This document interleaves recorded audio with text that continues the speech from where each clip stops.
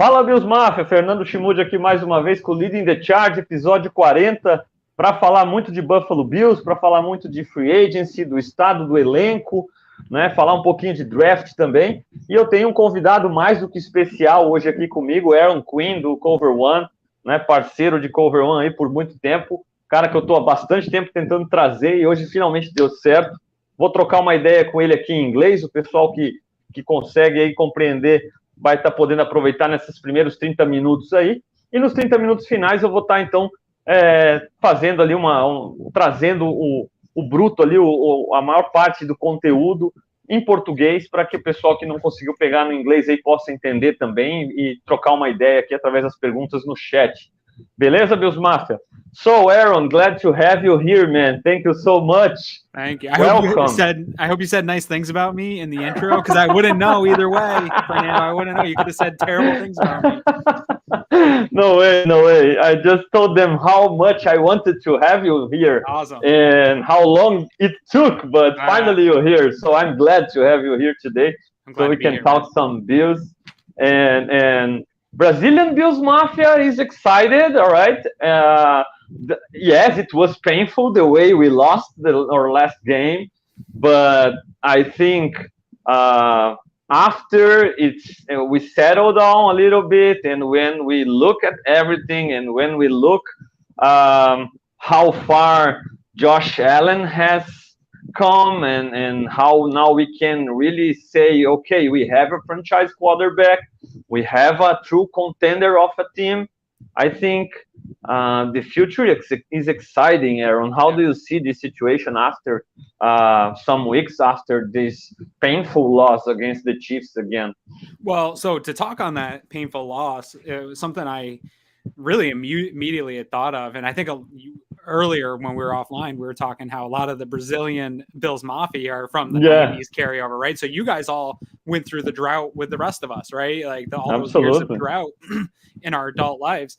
And what I will say is, as painful as that loss against Kansas City was and the expectations that we had going into that game, having the opportunity to get your heart broken like that is better than anything we ever experienced in the drought. Like, you have to be a good team to even have a chance to have your heart broken, because you're only going to get your heart broken in that type of manner is if your team has Super Bowl aspirations, or you really think your team can go further. And that's where we thought. And so, yeah, that stinks, but I'd much rather have the heartbreak than not even have a chance at having my heart broken, which is where we were for 20 years. So it's just a little perspective of, yeah, that stinks, but man, I'll go through that every single year if it means avoiding being a drought football team and nobody cares about you and you don't even have the chance to have your heart broken. So that's where we are there. But yeah, they fell short, and that stinks, because I really thought everything lined up pretty perfectly for them to make a good run. They had health.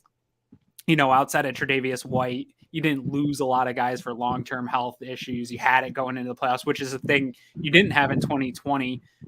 Beasley got a little bit banged up going into the playoffs. Stephon Diggs. Even John Brown was trying to get back, right? Pretty much all year, John Brown was banged up, right? So your wide receiver core was really in kind of going through injuries, and you didn't have that this year. And so I think that's something that's difficult to line up year in and year out in the NFL. And you had that opportunity this year. So that's probably the biggest piece that felt like, oh man, this was really a good chance that the door closed on them. But the way Josh Allen performed in those two playoff games, like, we heard all going into the year the term regression, right? Like, oh, he's going to regress. He's not going to be that guy he was in 2020.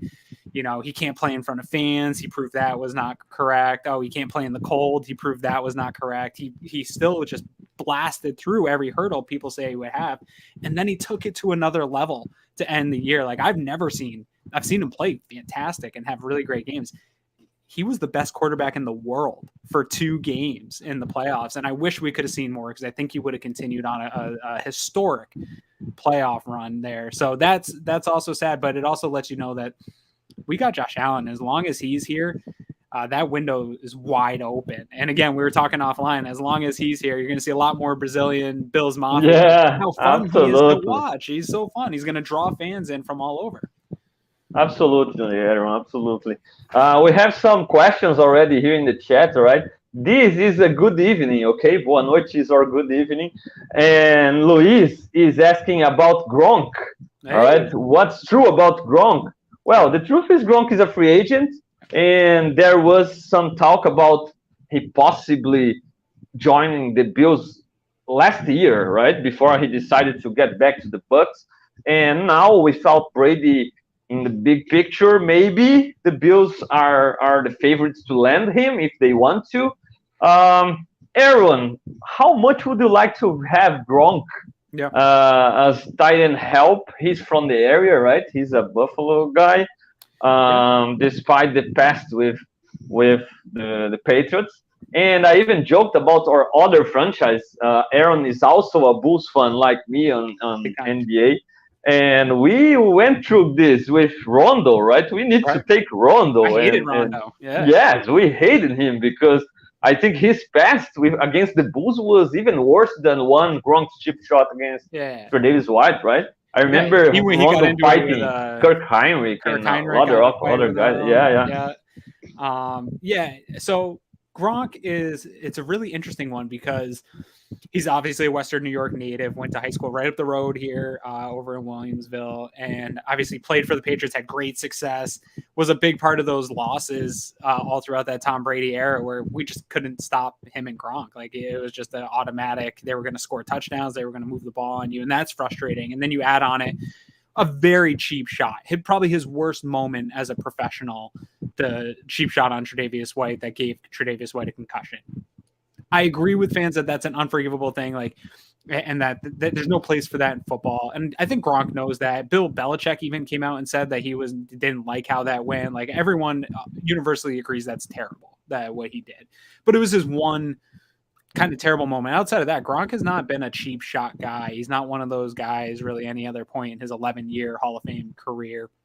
And he's got a little bit of antics off the field, but it's more like party boy. Particularly, I don't see him like I see Edelman or Landry with all those cheap shots, all games. You know, like I don't have him in this regard. You know. I don't either. And I don't see him in the same way as some of the guys with off the field stuff either. You know, he likes to party. He likes to have a good time, but he's never gotten in trouble with drugs or hurting anyone or anything like that. It's all innocent fun. And by all estimations, he's been a great teammate everywhere he's been. So all this, the arguments against Gronk are he hurt Trey White and I won't forgive that. Well, the Bills made him a contract offer a year ago. So Brandon Beane and Sean McDermott, at least, I don't know if Trey White was involved in that, but they at least got over it. And then that also confirms to me that they're not worried about the locker room. They felt like that was a fit. And if your locker room is so weak that one player can come in and totally destroy it, then you don't have the culture that Brandon Beane and Sean McDermott have worked so hard for, right? So, like, I don't think one player is going to totally upheaval the locker room in any way.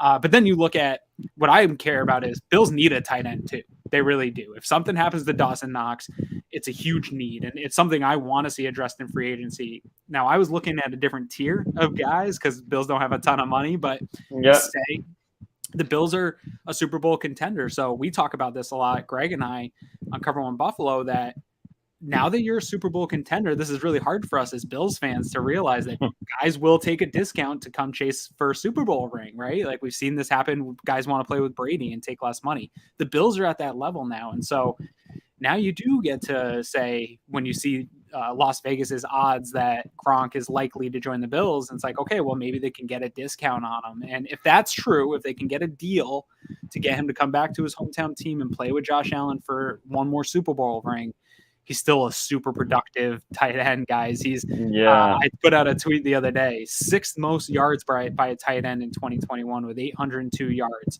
4th most. And he can block so well, right? He can block so well also. I think you add sort of the good from Lee Smith with the sort of what Knox offers. Obviously, maybe Knox at this point is faster, but Gronk still is a pretty good, productive.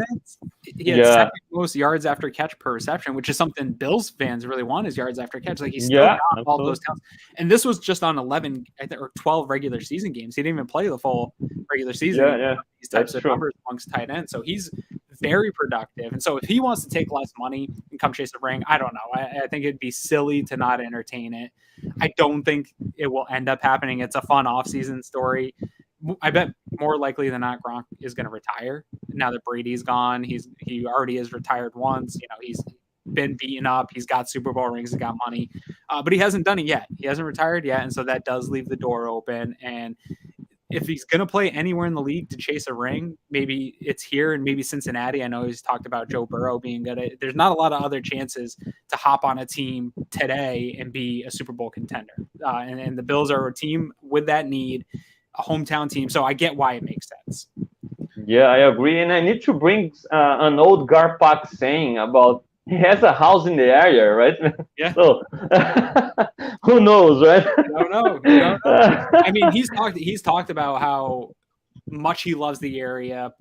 Growing up watching those drought era Bills, Eric Moles and stuff like that. Like he grew up in this area during that time, went to Bills games and stuff. And so I usually discount some of that extra stuff, but I don't know that it's that discounted with Gronkowski because of his ties to the area. Got it. Yeah, I agree. You talked a little bit about the money. Bills don't have too much money to work with, but I've seen some like your guys about from Cover from Air Raid. They put a simple tweet about how we could with in-house movies open up even up to $30 million, right, in cap space. So it's difficult to anticipate everything, and right, but there are some movements to open cap space with renegotiation with Stephon Diggs, maybe with Cole Beasley, right? I want to go through groups, okay, Aaron, and so we could talk where we could keep our guys, where could we resign our guys, or where it would be better to go to free agency to add people from outside, or even wait for the draft, right? Sure. So I want to explore these scenarios with you. Sure. And I'd like to start with backup quarterback because all of us are assuming Mitch will search for a new opportunity where maybe he has a shot to start or to battle for an starting spot, right?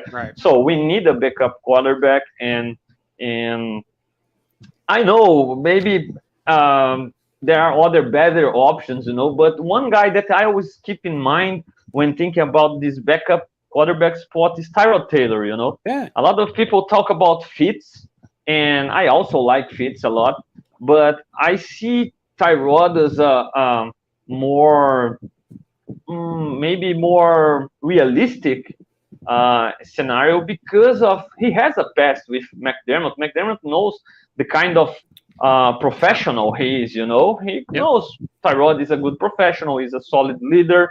Despite McDermott benched Tyrod for Peterman, and it's old stuff. We're not talking about a Tyrod Taylor who is right now still trying to prove people he can be a franchise quarterback. It's in the past. Now Tyrod is a veteran. He maybe wants an opportunity to be a backup, and who knows? He maybe can see the Bills as like, look, if they need me to play and I can keep this team at a high level, I can prove myself again to a next best contract or maybe next year. So how do you see these opportunities for backup quarterbacks? Which names do you think would be nice to add there? Yeah, Tyrod's definitely on my list.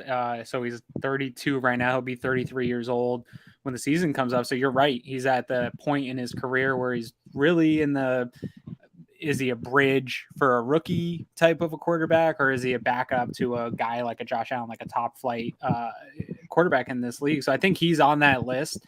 I don't know what the relationship is between McDermott and Tyrod, because that was a pretty contentious benching, although I believe he did deserve it at the time, the way the Bills were playing at that time. They needed to do something, but pretty weird how that went down. But then he came back and played, and at least publicly they all had nice things to say about each other. So I don't know if there's any leftover feelings, but he's right in that mix. And to me, where it comes down to is there's probably a bunch of these guys. Ryan Fitzpatrick, Andy Dalton, Jacoby Brissett, Marcus Mariota, even Mitchell Trubisky's kind of still in that hunt.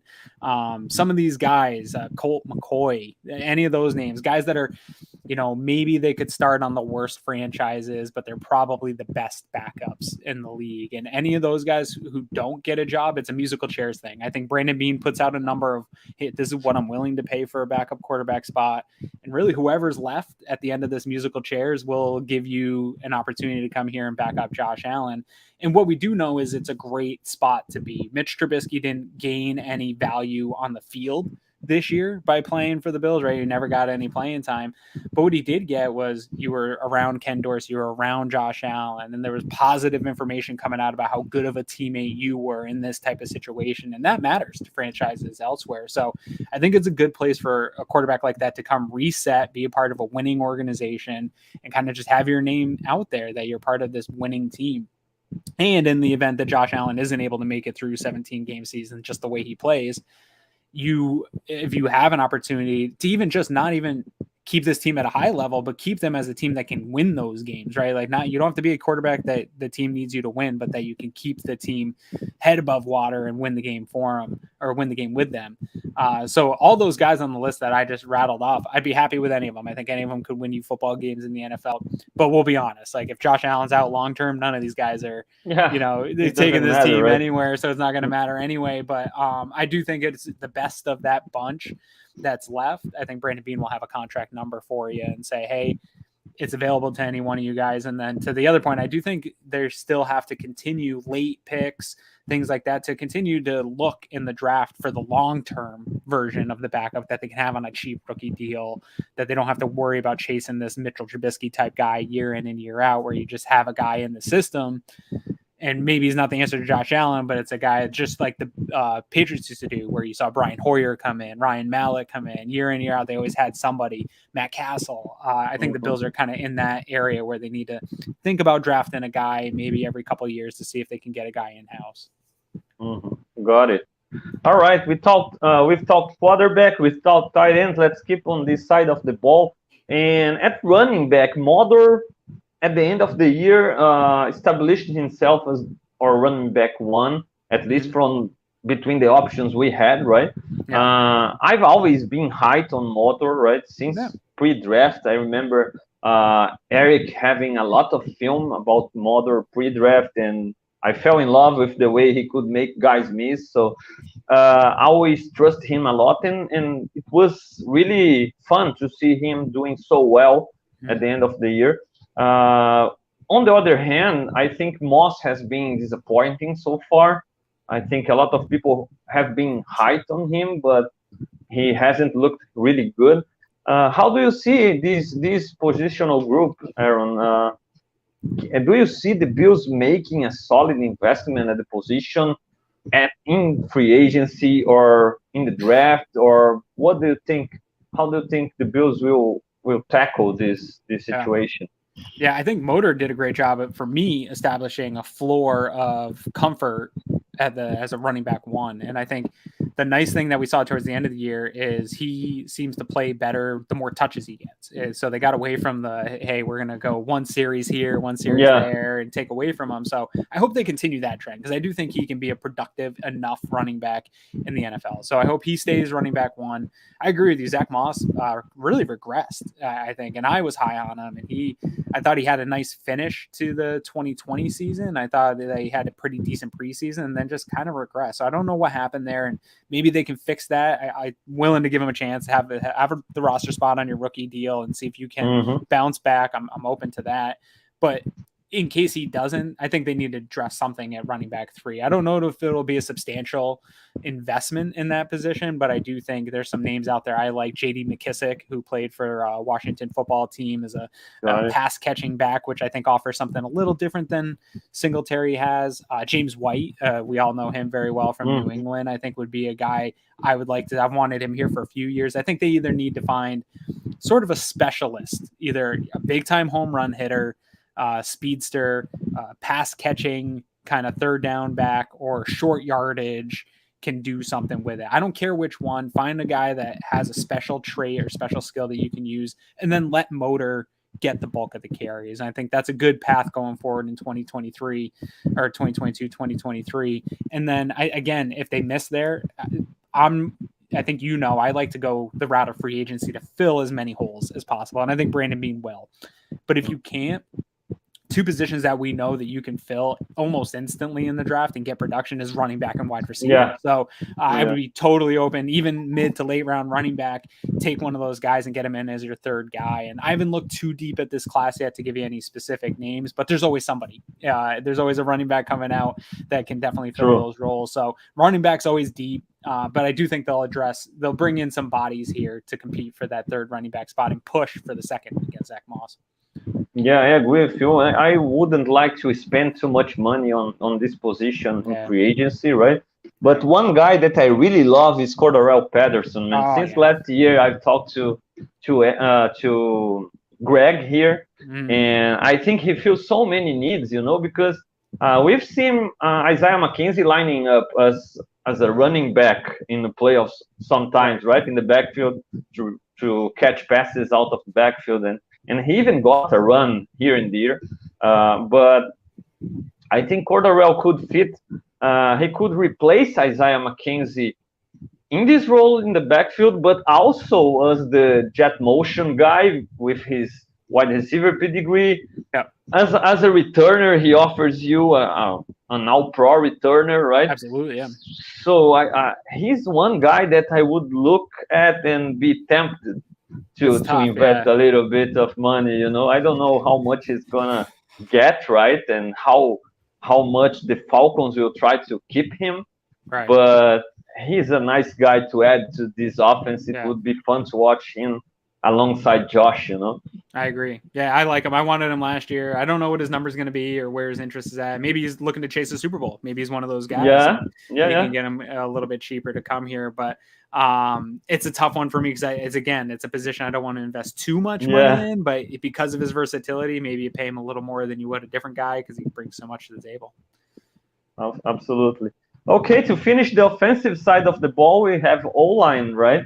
And I think we've pretty set on the tackle positions, right? With Dion Dawkins and Spencer Brown coming along nicely with a solid rookie year and all the potential in the world, right? But inside, right, Ryan Bates was a nice surprise, and now he's a free agent, right? So how much Ryan Bates impressed you, or how much do you want him back, or would you like to add someone else? How do you see this group? So he's a restricted free agent, so he's definitely coming back. They're going to bring him back, and because he was undrafted, you don't have to tender a pick or anything. They'll bring him back. That's going to be guaranteed. What I'm not sure of is it was a small sample size. It was 5 games, I think, that he started. So I would like to see it continued. I think that he deserves a shot to win the starting job this summer, but I don't know that it should be handed to him, and you don't bring anyone in to compete with him for that starting job. So that's one. Darrell Williams needs to take a pay cut. He's one of those guys you were talking about earlier that there's opportunities to free up some money. Darrell Williams right now is getting paid like a right tackle. He's not a right tackle anymore. Now he's a guard. And so he needs to be paid like a guard. If so he wants to stay on the Bills, that's cool. Take the pay cut. Mitch Morse did it a couple years ago. He brought some money back. Mario Addison did it. It's been done. It happens all the time. We see teams do it. I think that's going to be offered to him and Cole Beasley, and we'll see who does if they're willing to take pay cuts. If not, that creates another hole on the interior. I don't love John Feliciano. I know that he's another guy that people like, and there's some money to be saved if you free up his contract. And so I think you can improve. Even if you bring back Darrell Williams on a pay cut and Ryan Bates through restricted free agency, as well as they played towards the end of the year, neither one of those guys made me think that they are over being upgraded, right? Like you can upgrade either one of those spots and get better at them. So I think the Bills should try, and I think that they should continue to draft at that. I still think it's a sneaky need in the draft and get some younger guys in there. Maybe even draft a guy with some flexibility to take to be a center and rotate a center and guard type of thing, because you do need depth and backups. Even at tackle, you need a good swing tackle. I don't know if Tommy Doyle's it or not. Maybe he is. But there's still a lot of pieces to add to this offensive line.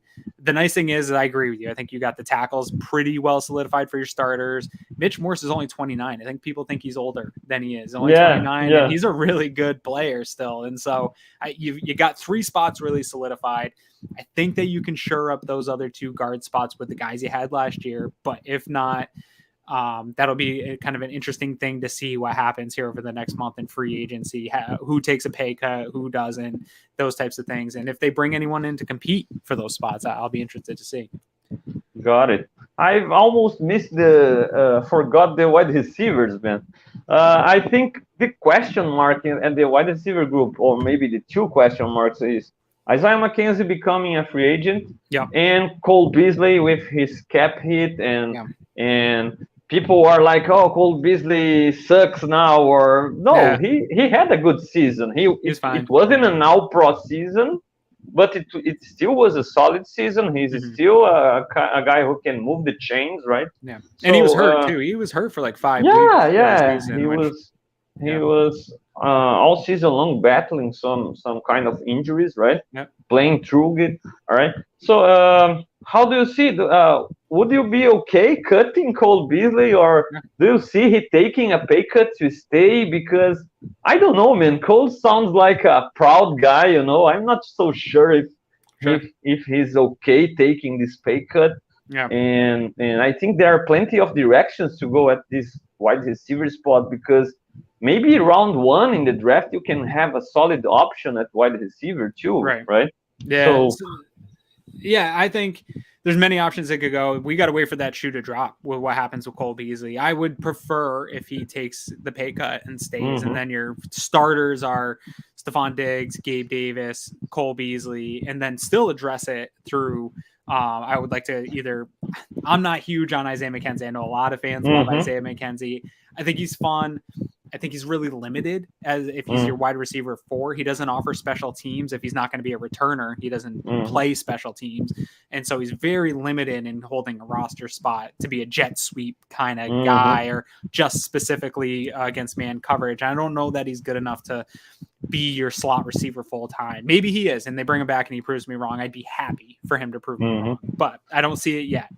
And so you have to bring in a 4th wide receiver. I'm happy to do that through the draft. Like you said, I think you can always get somebody. If they fill enough holes in free agency, Fernando, I don't mind the idea of drafting a wide receiver at 25. If you can get a top flight guy in with Josh, the more weapons you can give Josh Allen, to me, the better. Like, feed this guy weapons, keep that system, draft every single year, bring in weapons for him, and let this offense explode. It's 2022.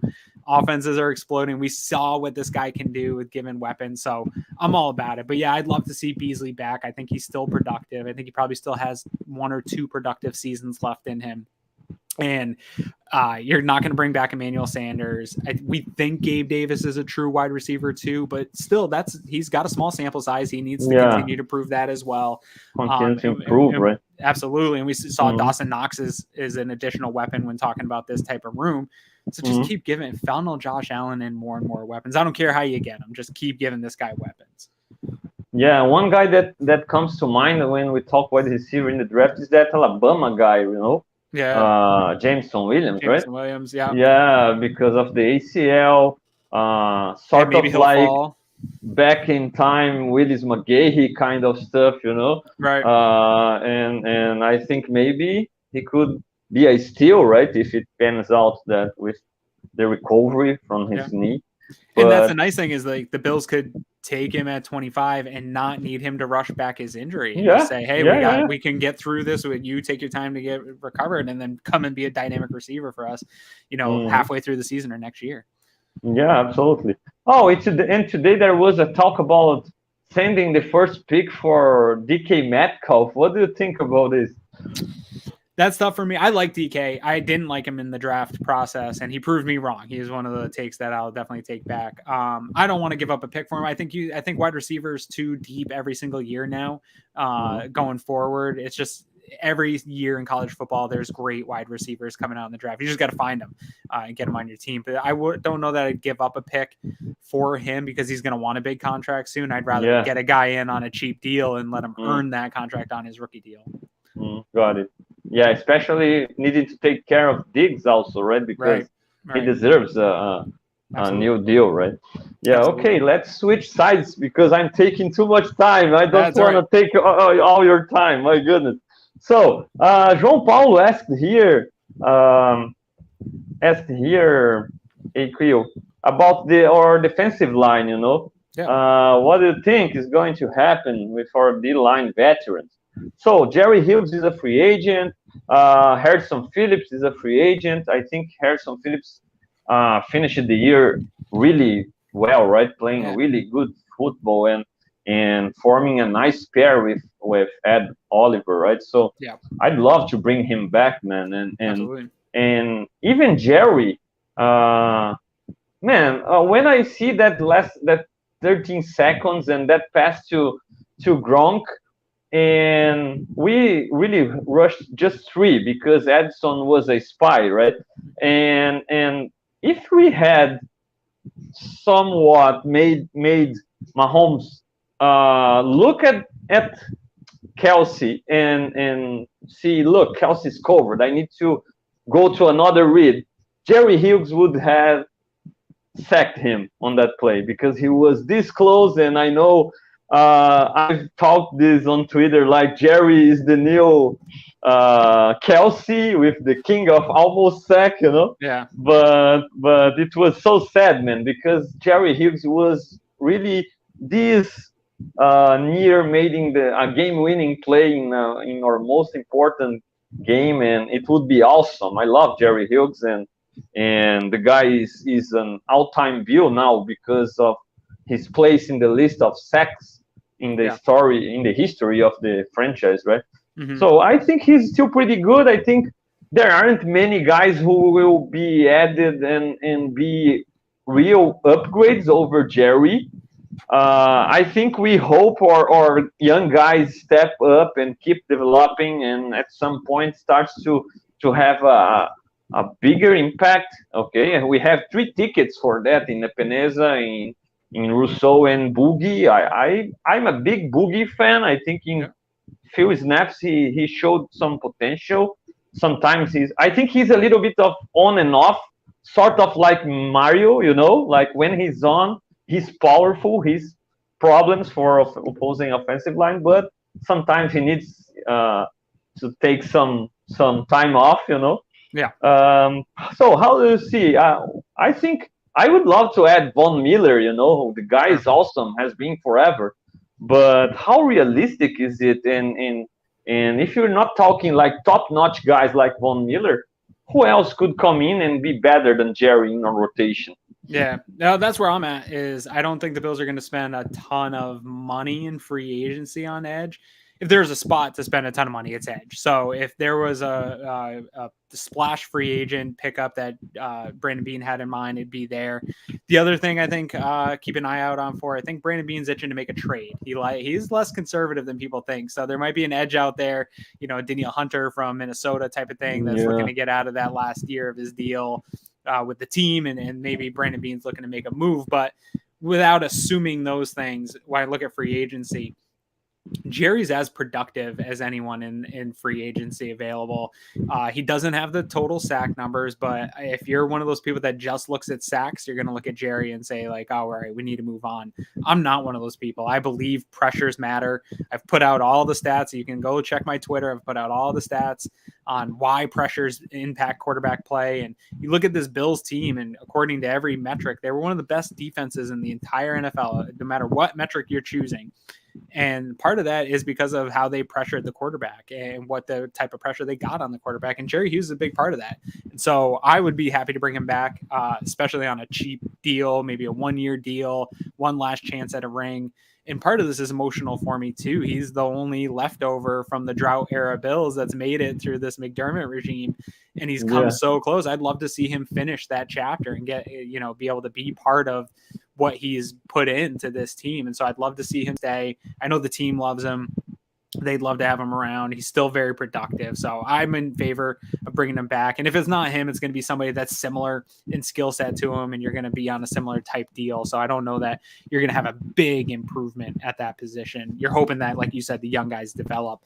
to the interior is where I think you really need to make a lot of substantial investment. I think you've got to bring back Harrison Phillips. I think he's probably priority number one now that Saran Neal's gotten his contract. Yeah. I think Harrison Phillips is next to get a longer term deal here.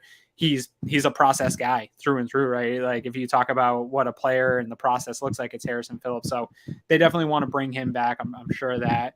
And then I think you still need, I don't know if Star Lotulelei is going to retire, if they're going to move on from him, we know where that situation's going, but I do think you need to finally get a true one tech in this team, whether it's through free agency or we've seen some of the big names floated around in the draft, like Jordan Davis, guys like that, Travis Jones from Connecticut, like some of these guys that are big, true one techs.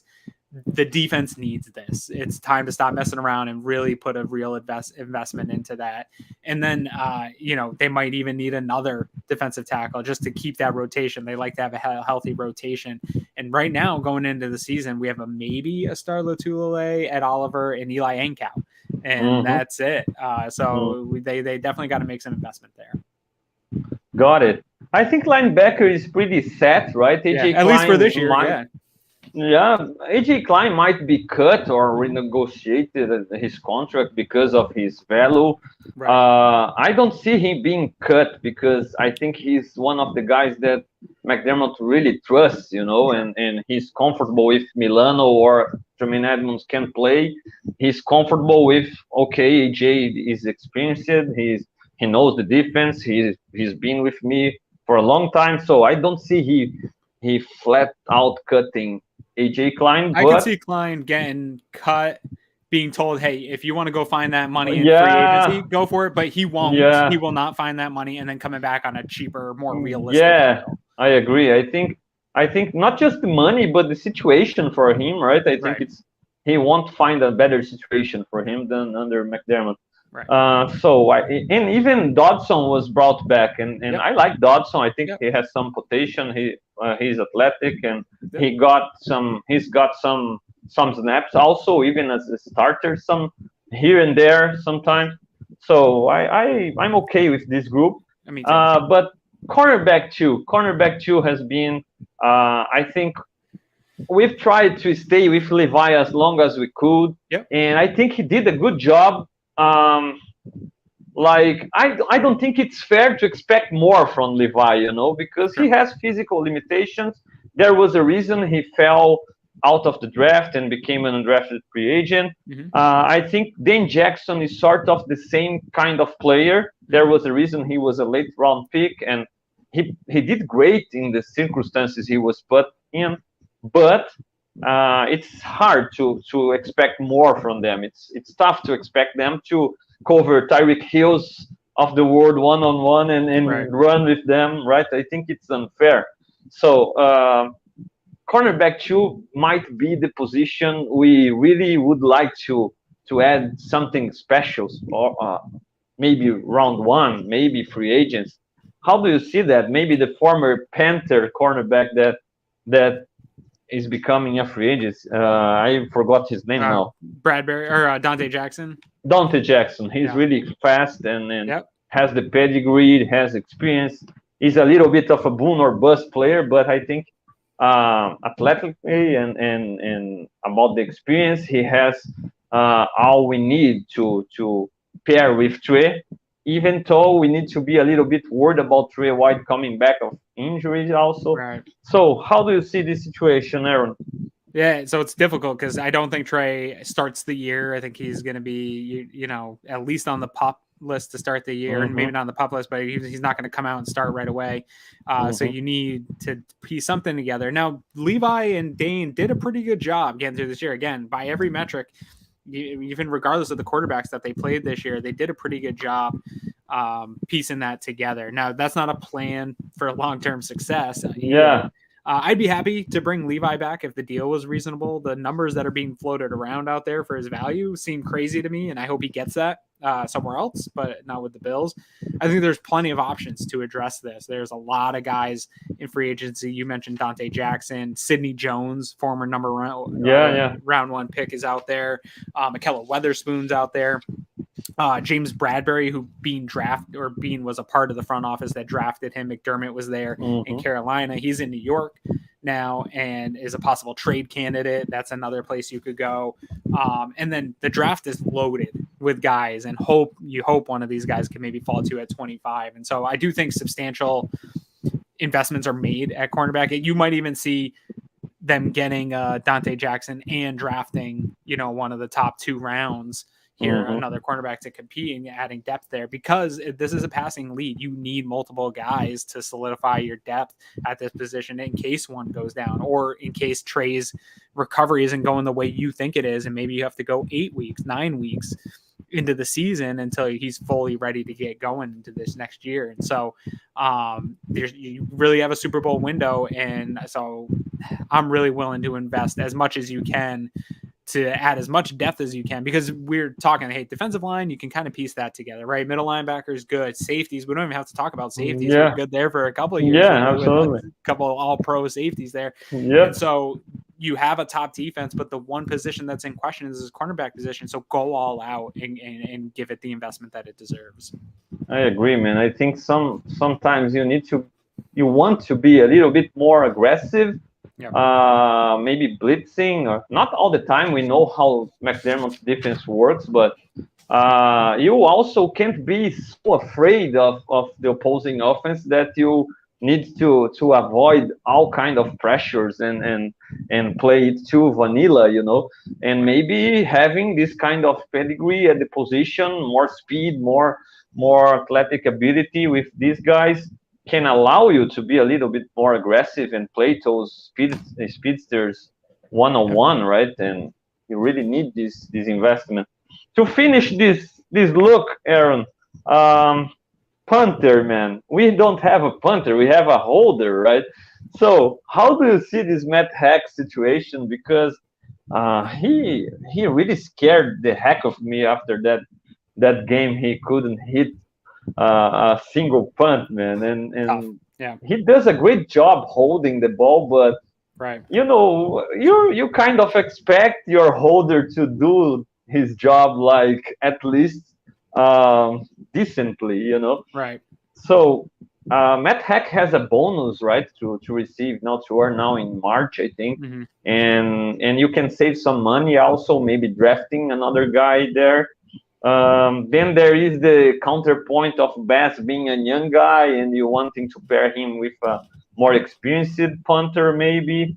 How do you see the situation? Yeah, I mean, Matt Hawk is gone. In my opinion, we heard Brandon Beane talk at the end of the year press conference. It was pretty clear that they're going to move on. They didn't want to do it during the season because of the holding ability. They didn't want to mess. Bass was having a great year, so you don't mess with that. I don't know where they're going to fill it. I don't see a lot of names in free agency, but there's always punters floating around. Yeah, you can kind of get in, and so I think they'll probably bring in somebody in free agency, at least have a body in here through OTAs and through training camp to compete. And there's a good chance that they draft a guy, or somebody goes undrafted and they bring in a guy. But I expect a lot of competition at the punter position, and we'll have a punter palooza all summer, and we'll be seeing all the tweets about who's punting what, and it's going to be probably more punter talk than we want to deal with this summer. It's not going to go anywhere, and who knows if rather have it than quarterback talk, man. Rather have it. Absolutely. The answer to it is to never have to punt, right? Is to have Patriots games every week where you're just not punting and you're not turning. Awesome, man. To close it out, okay? Do you have a draft crush right now? A guy who you really love from this draft, who you're really rooting for to be there at number 25, or not yet? How do you see this draft season so far? So I haven't fully developed a draft crush yet. Terry McLaurin's out there that I'm just like gotta have, or I'm not going to know what to do with. There's a lot of guys I like, and the nice thing for me right now is I know a lot of people, through our discussion here, a lot of people are saying you have to take a cornerback at 25. You have to take a defensive interior D lineman at that position. For me, outside a quarterback or even linebacker, safety, like there's a handful of positions, but anything else I'm game for. So however that falls. But no, I'm a little behind. The Bills being so good and playing so late into the year puts me so far behind on draft talk that I haven't fully gotten through. Usually I'll find my crush as like a 4th round guy, and I haven't gotten that deep yet. So I'll probably find someone soon. I'll let you know.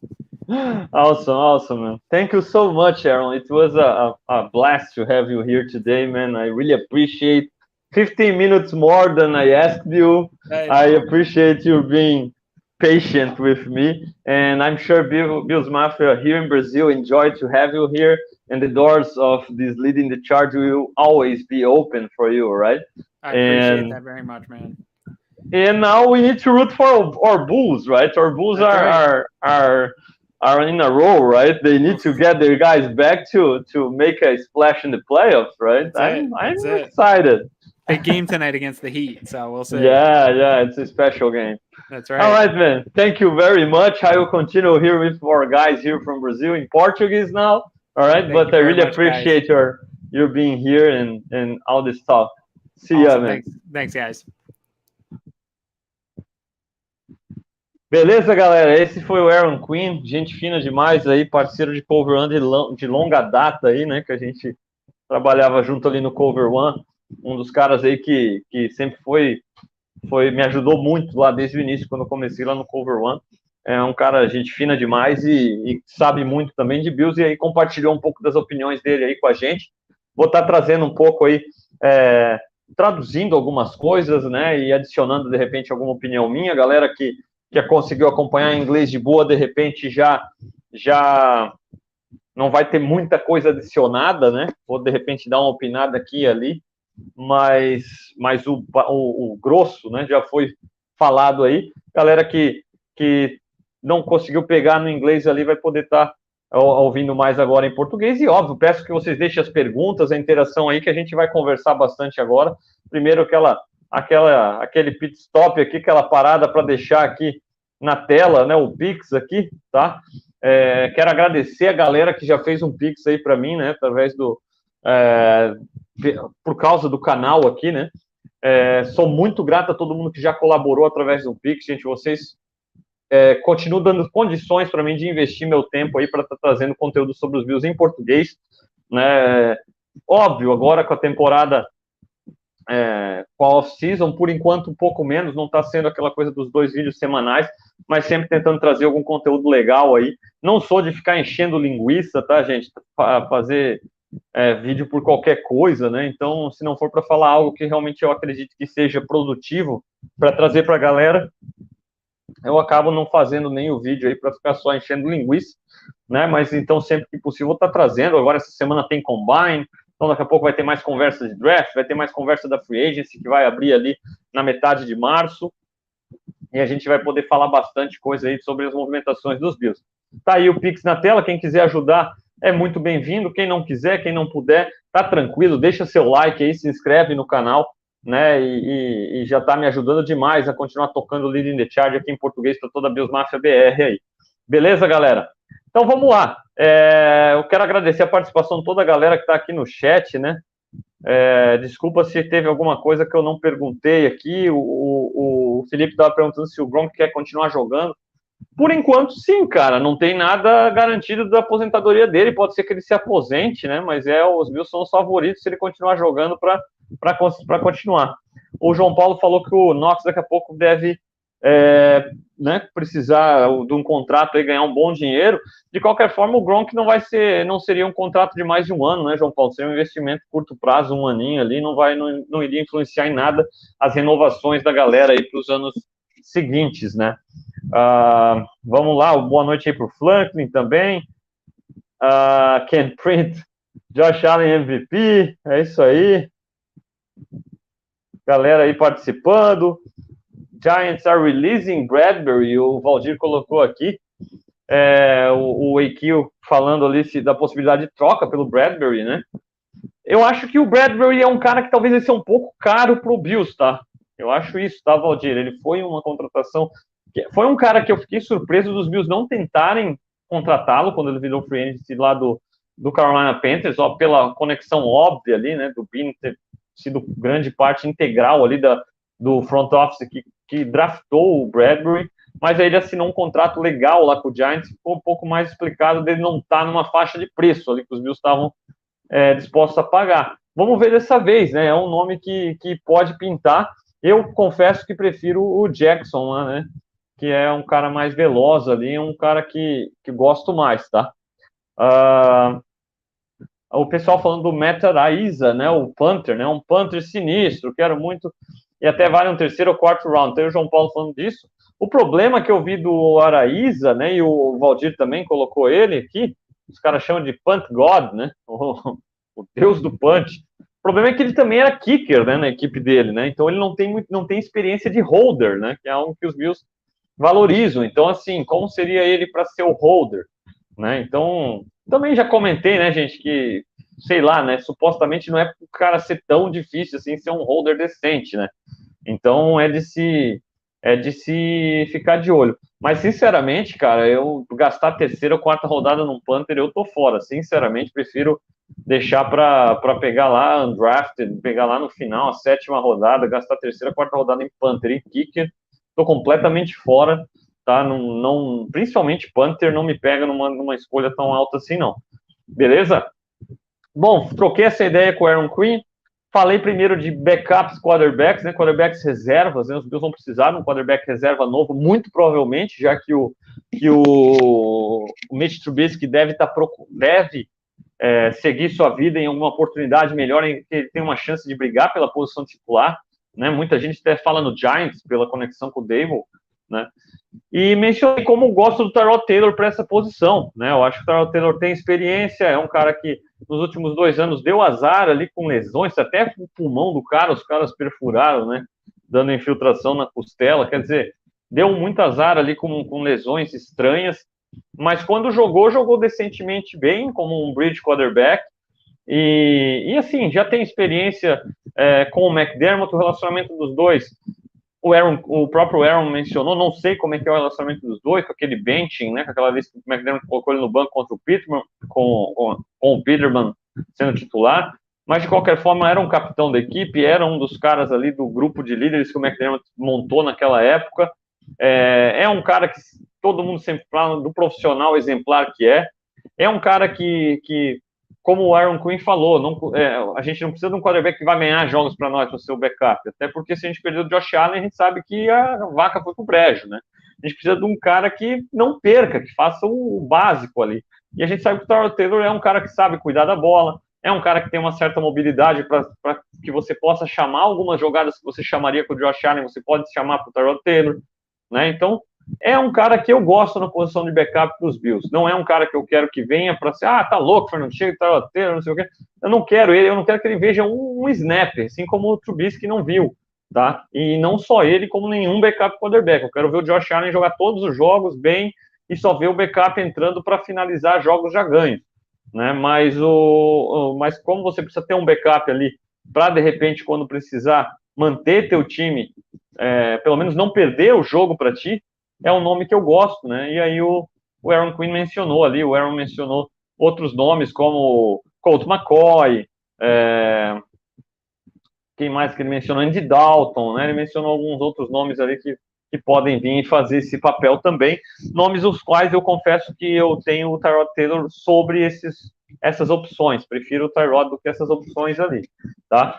Na posição de running back, a gente concordou ali que hoje, com o Singletary, a gente tem um piso, né, estabelecido, uma produtividade decente, um piso bom.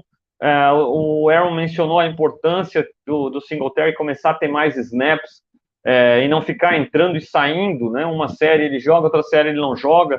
Como com mais ritmo, com mais snaps ele jogou melhor, e é fato, né? E eu acho que de fato a gente tem um running back decente hoje com o Singletary, é um cara que com bloqueios decentes ele costuma te dar ganhos consistentes, né? É um cara que não tem velocidade especial, não tem força especial, mas é um cara que faz o adversário errar o tackle, é um cara que é sólido all around, né? Ele faz um pouquinho de tudo bem, e é um nome decente para você ter como running back 1. A gente não vê os Bills fazendo um investimento alto na posição de running back na free agency, né? Os Bills não têm muito dinheiro para trabalhar, pode conseguir abrir até 30 milhões de espaço no cap com renegociações, com cortes, mas também com jogadores que a gente tem que renovar, com jogadores que a gente tem que manter, esse dinheiro começa a acabar rápido e com o dinheiro que você tem que separar para assinar com seus novatos no draft, no fim das contas, ele vai sobrar mesmo para ser investido se você quer fazer um investimento de um free agent top, vai ser difícil ter mais de 15 milhões para você investir num free agent top, sabe? Então, ali na faixa dos 12, 10, e mesmo assim você vai ter que investir aquilo ali num cara top e vai ficar com um monte de buraco para ser preenchido no draft, né? Então, é bem improvável que os Bills vão seguir essa rota, tá? Na posição de running back, improvável, então, investimento alto, um cara que eu abriria mão, de repente, mencionei, e o Aaron também ficou um pouco balançado, essa questão do Cordarrelle Patterson, que eu já mencionei em outras oportunidades, por se tratar de um cara que você está substituindo, você está adicionando um running back 2, né, porque ele é um running back situacional, ele não vai ser um running back para ter a maioria dos seus snaps, esse cara vai continuar sendo o motor, mas ele é um cara para receber passes do backfield, que pode também correr no backfield na formação shotgun. Ele é um cara que, quando ele não está no backfield, ele pode alinhar como teu wide receiver slot, ele tem experiência de wide receiver, ele pode fazer as jogadas de jet motion que o Mackenzie fazia, e além de tudo isso, ele é um retornador ao pro, né? Então, você está adicionando 3 em 1 ali com o Patterson, né? Um running back, um wide receiver, e um retornador. Então, é um cara que, por se tratar de adicionar 3 em 1, e um cara muito dinâmico, um cara que pode oferecer muita coisa nesse ataque e no special teams, é um cara que eu consideraria, de repente, dependendo da faixa de preço que ele vai estar pedindo ali na free agency, é um cara que eu gostaria de adicionar. Se não for ele, né, o Aaron Quinn mencionou ali o J.D. McKissick, né, do Washington, né, Commanders agora, né, que é um cara com velocidade, né, um cara que pode te receber passes e ganhar muitas jardas após recepção na velocidade e que não deve ser caro. Então os Bills devem, se trazer algum running back na free agency, vai ser algum cara nesses padrões, como a gente viu, como fizeram com o Matt Breida nessa temporada, né. Ainda no ataque, na posição de tight ends, a gente mencionou a possibilidade do Gronk, né, e eu perguntei para o Aaron se ele era contra o Gronk, como a gente tem muita gente da Bills Mafia contra o Gronk, relembrando aquela jogada suja dele contra o Davis White, que ele se jogou em cima do Davis White, depois que a jogada já tinha acabado, né, e assim, o Aaron mencionou, né, foi uma jogada típica, um lance isolado, a gente não tem um histórico do Gronk ser um cara sujo, eu mencionei até o Landry, o Edelman, caras que várias vezes fizeram jogadas sujas contra os Bills e contra as outras equipes, né, então não é o histórico do Gronk esse, tá? Os Bills fizeram uma oferta para o Gronk na temporada passada, isso foi reportado, né, ele preferiu voltar para o Bucks, então assim, a possibilidade dele vir hoje, ela existe, tá? É um cara que é da região, é um cara que que cresceu como um fã dos Bills, tem esse passado com os Patriots, mas assim, cara, me parece um cara muito de boa, um cara que gosta de uma festa, gosta e tal, mas sempre se falou bem como um bom companheiro de time, é um cara que ainda é muito produtivo, é um cara que ganha muitas jardas após recepção, é um tanque, é difícil de taclear, né? Então é um cara que dá para ser usado de maneiras muito criativas. Os Bills podem usar, se consegue trazer o Gronk, pode usar mais sets de 2 tight ends com ele e o Dawson Knox ao mesmo tempo. São sets que deixam a defesa numa situação mais complicada, né? Porque precisa defender contra o jogo terrestre e aí o passe pode explorar matchups favoráveis contra linebackers, né? Contra defesas base. Então, assim, se o Gronk viesse, ia ser uma baita adição, sim. Acho que adicionaria ainda mais para o repertório do ataque dos Bills. Agora vai depender de valor, vai depender da vontade dele continuar jogando, né? E do próprio Bills de querer novamente tentar trazer o Gronk esse ano, que se tentaram ano passado, não teria porquê. Após uma temporada que ele foi bem, que teve bons números e boa produção, não tem porquê não querer trazer esse ano novamente, tá? Ainda mais sendo que seria um investimento de um ano, não atrapalharia nada numa renovação com o Dawson Knox, longo prazo, esse tipo de situação não atrapalharia em nada, tá? Linha ofensiva, tanto eu quanto o Aaron concordamos ali sobre estarmos bem tranquilos nas posições de tackles hoje com o Dion Dawkins e o Spencer Brown, esperando que o Spencer Brown continue se desenvolvendo. A mesma coisa na posição de center com o Mitch Morse. O Aaron espera o Ryan Bates de volta, mesmo sendo um free agent restrito, né? Deve voltar, devem trazer, mas ainda não está completamente confiante que o Bates é a resposta na posição de guard, tá? Eu gosto demais do Bates, acho sim que pode ser. Estou curioso um pouco para ver como vai ser a dinâmica com o Aaron Cromer, que é um cara que sempre gostou de jogadores de linha ofensiva mais fortes, os maulers, que eles chamam, né? Caras mais fortes, mais agressivos, mais pesados e não tão ágeis e técnicos. E o Bates é um cara ágil e técnico, o Morse é um cara ágil e técnico. Né? Eu acho que o Spencer Brown se encaixa melhor nos moldes do Aaron Cromer, o próprio John Dawkins se encaixa, né? O John Feliciano se encaixa nos moldes do Cromer, né? Então vamos ver como é que vão ser essas decisões também com o Aaron Cromer como treinador de linha ofensiva, mas de qualquer forma eu acho que trazer o Bates de volta é primordial. Você renegociar com o Darryl Williams é importante. O Darryl Williams tem um contrato ali de right tackle, mas ele não é mais um right tackle para os Bills, ele é um guard hoje, né? Então uma renegociação com o Williams deve acontecer, e aí você mantém esse 5 inicial ali, que é um 5 inicial legal para você ter de base, né? Aí de repente no draft você tenta adicionar alguém ou trazer alguém para competir na free agency e contar com uma base sólida para você tentar adicionar melhorias e upgrades. Então a linha ofensiva deve ser nesse sentido, né? E na posição de wide receivers, o questionamento com o Cole Beasley, né, que pode ser cortado ou uma renegociação de contrato. Eu mencionei com o Aaron que o Cole Beasley é um cara bem orgulhoso, né, que se considera o melhor slot da NFL, um dos melhores slots da NFL.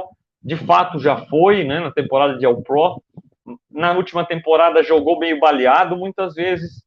Eu acho que ainda é um bom jogador, eu acho que talvez não venha mais ser aquele All-Pro que a gente viu há 2 temporadas atrás, mas é um cara que no mundo ideal você mantém, você consegue baixar o salário e manter, até porque você tem um conforto, uma zona de conforto, tendo o Beasley ali no elenco. Você tem o Stephon Diggs e Gabriel Davis como titulares. O Davis, a gente espera muito que se firme, mas ainda não tem uma temporada inteira de alta produção como o wide receiver 2. A gente espera que esse último jogo contra o Chiefs venha alavancar isso de fato, né? Mas aí você tem Diggs e Davis, e aí o Beasley, né? E aí o Aaron comentou que ele não é lá um dos caras que confia tanto no Isaiah McKenzie. Ele acha que o McKenzie tem um skill set limitado ali na base da velocidade, né? E espera que o McKenzie possa prová-lo errado se os Bills decidirem trazê-lo de volta. Eu acho que o McKenzie mostrou uma melhora muito grande nessa temporada. Eu acho que ele pode ser um tipo de wide receiver que trabalha bem contra a zona também. Eu acho que a experiência que ele está adquirindo, a convivência com o Diggs, com o Beasley, fez ele crescer e melhorar essa parte do seu jogo. Mas também não sou a favor de, gastar muito dinheiro para trazer o McKenzie de volta, não. Acho que deixa ele testar o market ali. Se ele não achar nada legal, traz ele baratinho de volta.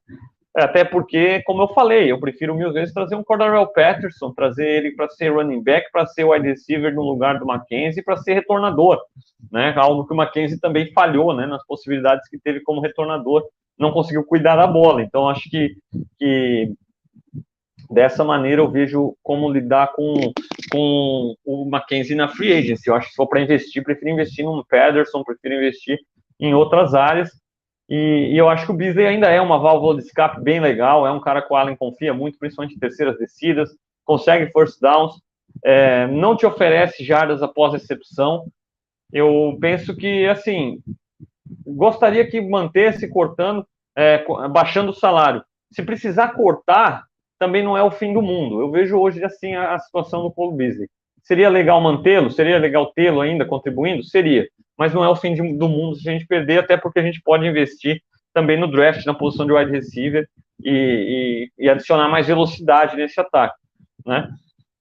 Mudando o lado da bola, na linha defensiva, poucos nomes, né, de repente, que seriam grandes upgrades realmente para a nossa linha defensiva, principalmente pela questão de quanto que você vai pagar para esses caras, né? Eu mencionei o Von Miller.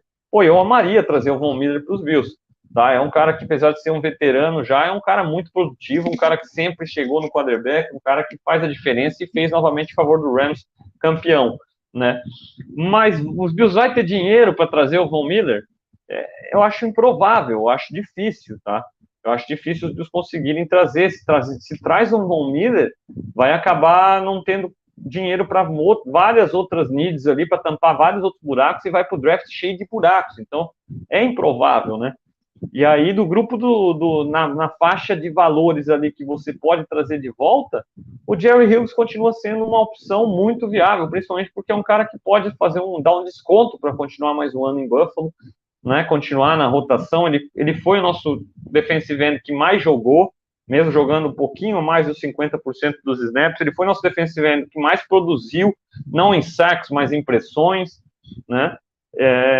E assim, é um cara que ainda é muito produtivo. A gente sempre quer algo novo, a gente sempre quer algo que chame mais atenção, mas a realidade é que a gente tem 3 tickets ali no Rousseau, no Epenesa e no Boogie Basham, 3 tickets de caras que podem dar um salto e melhorar esse nosso pass rush, que não foi ruim. A nossa defesa foi muito boa o ano inteiro, nosso pass rush fez parte disso. E até mesmo contra o Mahomes, o problema não foi contra o Chiefs do pass rush não ganhar as suas disputas. O pass rush conseguiu ganhar as suas disputas.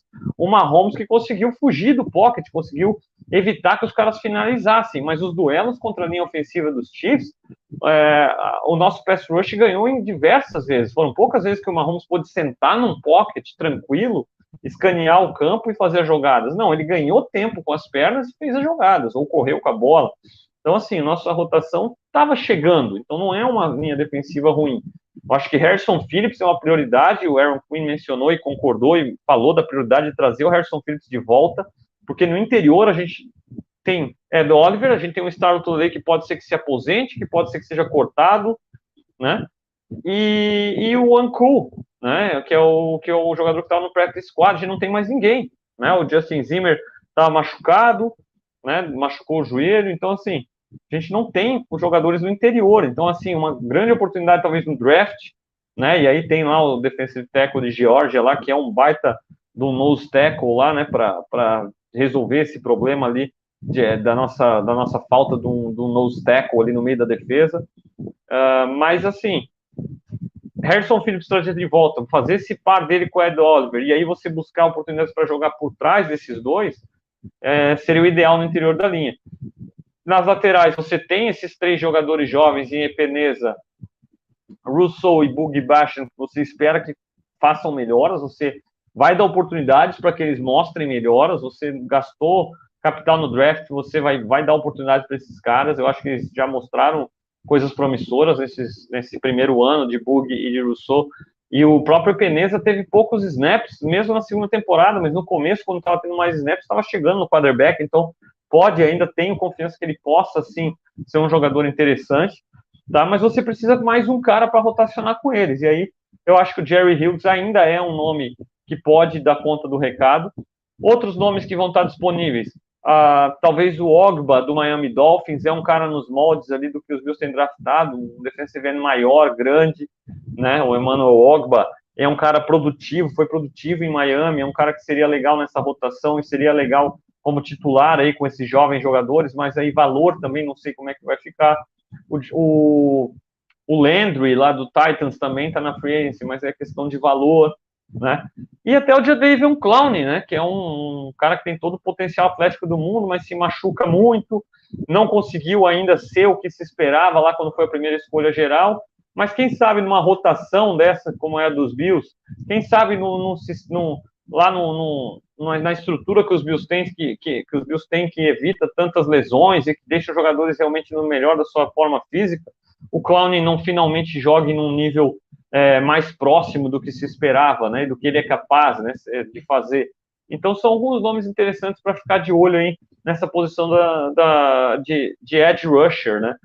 Linebackers a gente nem conversou muito, vai ser Edmonds e Milano, não tenha dúvida, né? O AJ Klein não acredito que saia, o Aaron Quinn até mencionou a possibilidade dos caras cortarem o AJ Klein, falar, vai, dá uma testada aí na free agency e depois você volta para ver o que você conseguiu, e ele não vai arrumar nada demais, é improvável que ele vá arrumar alguma situação melhor do que ele tem em Buffalo, da confiança que o McDermott tem nele para ele substituir tanto o Edmonds quanto Milano né, e conhece já a defesa, e tem um conforto mútuo entre McDermott e Klein ali, então acho que vai rolar mais uma renegociação, um corte salarial ali, né, para que ele continue, tá?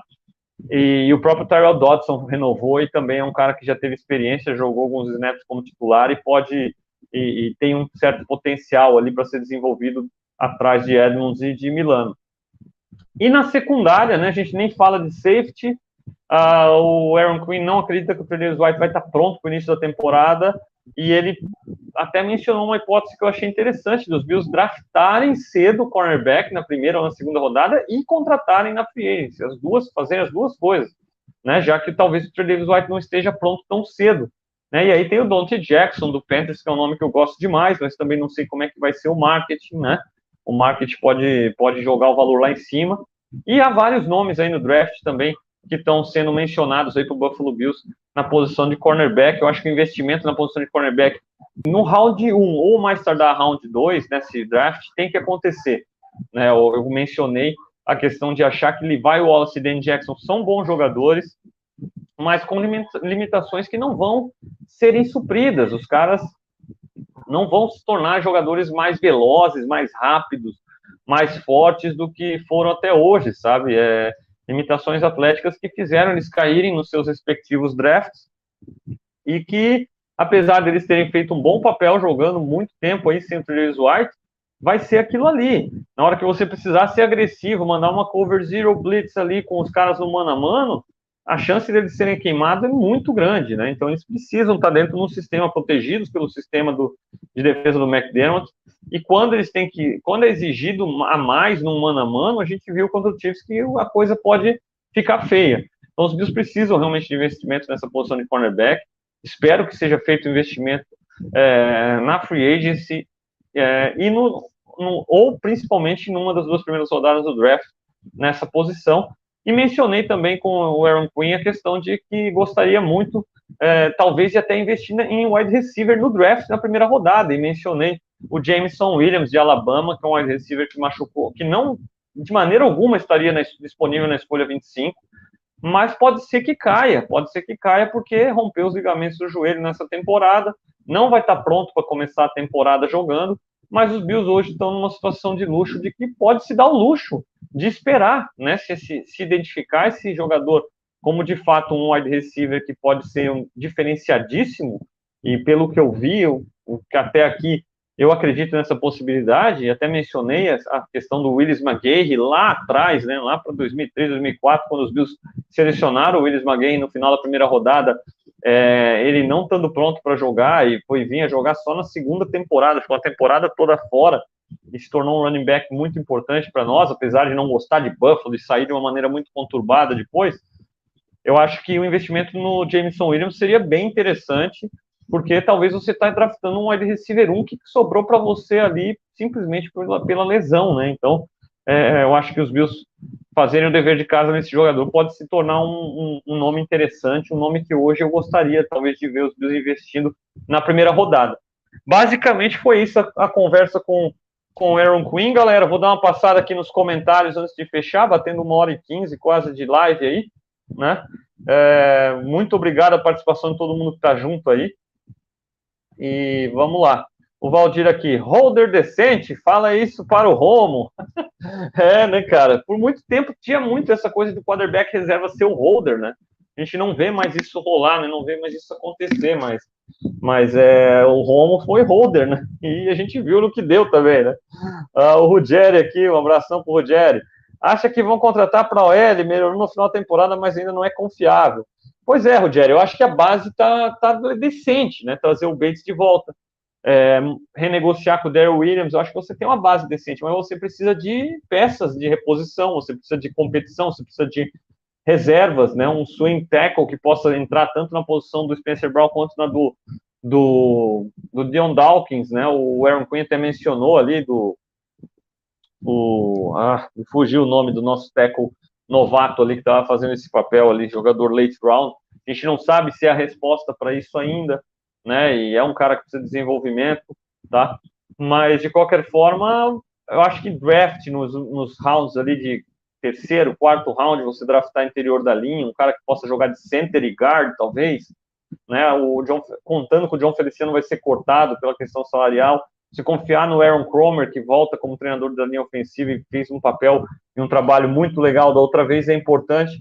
Eu acho que a linha, a gente tem uma base, e aí você vai tentar trazer competição. Não vejo sendo feito um investimento alto, sabe? De trazer um cara, vai chegar e vai ser titular, porque eu não vejo com espaço salarial para fazer isso sem abrir mão de cornerback ou de pass rusher, algo que para mim é uma need mais importante.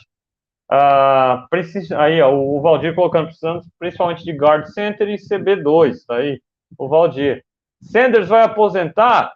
Ele está mencionando a possibilidade, tá, Rogério? Não se sabe se vai aposentar. Se não aposentar, também não dá para saber se os Bills vão querer contar com ele de volta, trazer ele de volta, né? Ele vira um free agent, tá? Então, eu acho que o Emmanuel Sanders não vai ser um fator nos planos dos Bills para a sequência, tá? O Marcel, aqui um abraço para o Marcel. Jordan Davis, prefiro parceiro dele, Devante Wyatt. Ok. O Marcel aí falando o Jordan Davis é um nose tackle, ele prefere o Devante Wyatt, né, que é um cara já mais nos moldes do Ed Oliver, né? Ele é um cara mais completo, é um cara mais penetrador, mas não é um nose tackle, né? Talvez vá dar mais liberdade para a galera tanto cobra do Tremaine Edmonds, né? Um nose tackle de verdade na frente dele, ali fazendo um belo papel, pegando double team, faria maravilhas para o jogo do Tremaine Edmonds, não precisar ter que escolher dois gaps e toda a vida tá naquele jogo de gato e rato contra os running backs. O Marcel ainda, gosto muito do Daquan Jones, do Panthers, né, defensive tackle, acho que é free agent, tá aí, barato, né, tem algumas opções, né, na free agent defensive tackle, o Akeem Hicks, do ex-Bears, né, tem alguns jogadores defensive tackle ali interessantes que dá para você trazer para rotação, sim, mas vai depender muito da faixa de valores, né. Vamos lá, então, Marcel, quero alguém no draft que entre e jogue pelo menos 60% dos snaps, tá aí o Marcel. Como eu falei, eu quero no draft caras que venham ser o real deal, venham ser os de verdade, venham não ser bust, venham a se tornar caras importantes. Por isso que eu estou disposto a esperar o Jameson Williams, né? Por mais que ele tá com esse problema do joelho, se identificou que é um cara que pode ser um wide receiver 1, um wide receiver 1B ali para o Diggs 1A, ou até o futuro substituto a longo prazo do Diggs, né? Como wide receiver 1, cara, eu espero tranquilamente, porque na 25 você consegue, é muito legal você ter um cara realmente com esse tipo de talento, né? Eu acho que esse ano a gente contou com o Rousseau jogando muitos snaps, né? E o jogador de primeira rodada, de fato, a gente vai esperar que tenha um impacto, né, nessa próxima temporada. Por isso também se menciona muito essa questão de cornerback, ou até mesmo defensive tackle, por mais que o Jordan Davis é um nose tackle, tá? Para ocupar bloqueadores, e a gente vê o próprio Vita Vea no Bucks jogando muitos snaps, por mais que o Jordan Davis não pareça ser um pass rusher do nível do Vita Vea, ele pode ficar em campo em terceiras descidas também e ocupar double teams, ir para cima da galera na base da força ali, pode se desenvolver nesse sentido. Então, acho que é válido também, tá? Pode ser válido também ele nessa 25. Tommy Doyle, né, foi o jogador que eu estava ali, que fugiu o nome exatamente. O Tommy Doyle, falta muito desenvolvimento para ele ainda, né? Jogou mais como o nosso tight end extra do que verdadeiramente um tackle, né? Mas tem potencial atlético também, pode se desenvolver e pode se tornar esse swing tackle aí, né? Vamos lá, o Marcel ainda mencionando aqui, ó, é possível que o Tyler Linderbaum caia até os Bills, seria um home run. Tá aí o Rogério, ó. Termino falando um pouquinho do Allen para a próxima temporada. Ele começou tendo que se provar, até pelo contrato firmado e pelo desempenho em 2020, finalizou a temporada 2021 num nível absurdo. Sim, Rogério, a gente comentou, né? O Aaron também comentou ali, cara. Como é bom você ter um franchise quarterback, né? Hoje a gente não precisa se preocupar. A gente vai falar de competição na posição de punter. O Matt Hack não vai ficar, segundo o Aaron Quinn ali, né? E pelo que ele entendeu da coletiva final do Bean, né? Não interessa que ele é um bom holder, a gente precisa de um punter, e aí a gente vai buscar, e vai ter competição de punter, e aí eu mencionei, melhor ter competição de punter do que quarterback. E ele falou, não tenha dúvidas, né? E, de fato, a gente viu um Josh Allen especial nos playoffs, um Josh Allen melhor quarterback da NFL nos playoffs, sem dúvida. A gente viu ele no mano a mano contra o Mahomes, sendo ainda mais impressionante do que o Mahomes. A realidade é essa, né? A gente viu o Josh Allen fazer um absurdo nesses playoffs, e o cara, eu espero ele vir numa missão para a próxima temporada, após ele ter feito tudo o que fez e não ter sido suficiente. Cara, eu espero, de fato, um ano de MVP do Josh Allen. Eu acho que agora ele está vivendo uma coisa diferente, extra-campo, fora de campo. A gente viu um Allen ali que fez sucesso lá na cerimônia de entrega de prêmios, por mais que ele não ganhou prêmio, né? A gente vê ele em vários talk shows aí, virando uma estrela, de fato, da NFL, uma das grandes novas estrelas da liga, não apenas uma estrela em Buffalo, mas uma estrela nacional agora. Eu acho que é algo que é novo para ele. Ele é um cara que sempre teve que se provar, ele é um cara que sempre foi duvidado, né? Espero, de fato, que ele não deixe, não me parece ser o tipo de cara que vai deixar isso subir para a cabeça, que vai deixar de se dedicar. Eu acho que é um cara que está muito fresco na memória dele essa última derrota ainda. As entrevistas você vê que ele fala que ele não vai parar enquanto não conseguir trazer para Buffalo um Super Bowl. Então, assim, parece realmente ser um cara, ele é um cara muito dedicado, e eu espero, de fato, nessa próxima temporada ele vir como ele foi para os playoffs, sabe? Vir numa missão mesmo de carregar os Bills, de colocar os Bills lá nos playoffs novamente, e lá novamente levar os caras para chegarem no Super Bowl. Então, a minha expectativa para o Josh Allen é essa. Não me preocupo tanto com relação a ele, o nível que ele vai vir, e sim, estou de olho agora no que vai ser feito ao seu redor, como é que os Bills vão ajudá-lo, o que os Bills vão dar para ele, né? Vão renegociar com o Beasley, o que vão trazer de wide receiver, o que vão trazer de running back, de tight end, o que vão fazer com a linha, né? Como vão escolher fazer no draft, o que vão fazer com a defesa, que foi boa, sim, que foi melhor da NFL, foi, mas não na hora que mais precisou, contra as melhores equipes, contra os melhores ataques, como foi contra o Buccaneers, como foi contra o Chiefs. A gente não viu uma defesa top de linha, a gente viu uma defesa que mostrou deficiências e falhas. Então, o que vai ser feito ao redor dele? Porque ele vai nos elevar, com certeza, a um nível de competir.